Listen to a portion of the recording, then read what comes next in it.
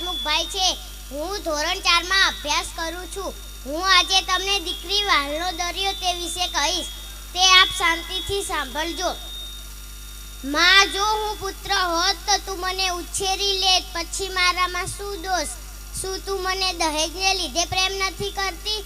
નહીં નહીં, તું દહેજથી ડરીશ નહીં. આ બધી ભૂલ ભૂલામણી છે. થોડી કોશિશ તું કરજે, થોડી કોશિશ હું કરીશ.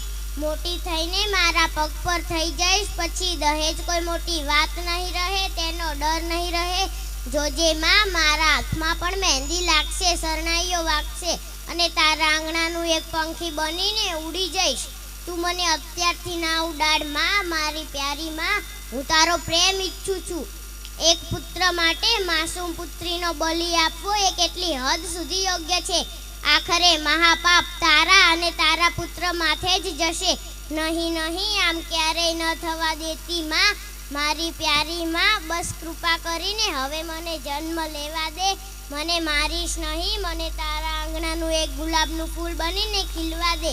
મને કરમાવીશ નહીં. પરંતુ કોણ જાણે સ્ત્રીઓએ જ પુરુષ પદનમાં જાતિ નિયમો વલણો સામે હાર માનીને હથિયાર હેઠા મૂકી દીધા છે, કે પછી પુરુષ બનવાની આંધળી દોટમાં કઠોરતાનું કવચ ઓઢી લીધું છે.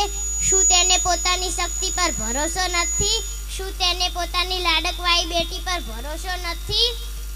જો તેવું જ હોય તો ધિક્કાર છે આ નારી શક્તિને, ધિક્કાર છે આ સ્ત્રી ગુણ હત્યા કરનાર માતાને, અને ધિક્કાર છે તેના માતૃતત્વને. કારણ કે હું માનું છું ત્યાં સુધી કોઈ સ્ત્રીની ઈચ્છા કે મંજૂરી વગર કોઈ ડોક્ટર કે પુરુષની હિંમત છે જે તેની કુખને હાથ લગાવી શકે? અરે, દીકરી એ લક્ષ્મીનું સ્વરૂપ છે. દીકરીની ઝગમગતી દ્રષ્ટિ સામે લાખો સૂર્યની રોશની પણ ઝાંખી પડી જાય. આવું લાડક વાયુ પાત્ર એટલે જ દીકરી. માતા એટલે વાત્સલ્યનું ઝરણું, પત્ની એટલે પ્રેમનું ઝરણું. પરંતુ દીકરી એ વહાલનો દરિયો કહેવાય છે. દીકરી દાદા દાદી, માતા પિતા, ભાઈ દરેકને સ્નેહના બંધનથી બાંધે છે. એટલે જ દીકરીની વેદાય વિલાએ સૌની આંખોમાં આંસુ આવે છે. દીકરી એટલે માતાનો આધાર, દીકરી એટલે પિતાનો સંસાર, દીકરી એટલે ભાઈનો પ્યાર.